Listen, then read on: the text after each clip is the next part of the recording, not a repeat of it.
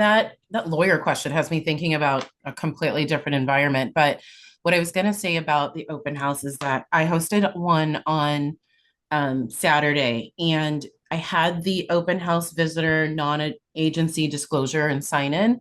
And I think that there's some from a like a psychology perspective, having like a formal sign that has all of the, the small writing with the signs, there really was no questioning it. And I did have a lot of people stop and read it as I was explaining that, yes, I'm here on behalf of the seller, like Christina was saying, and just being very open and honest and saying, if you're not working with an agent, actually I opened up the conversation, welcome to my open house, how did you hear about it?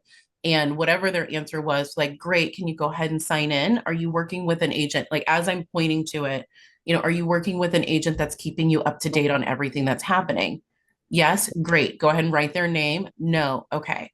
And then I used the home buyer NAR settlement, like the what a settlement that we got um in our marketing. I had that already printed up so that I could just hand it to them as I'm explaining that in this new world, as you can see, like signing in, don't be alarmed if someone asks you to sign in for tracking or anything like that.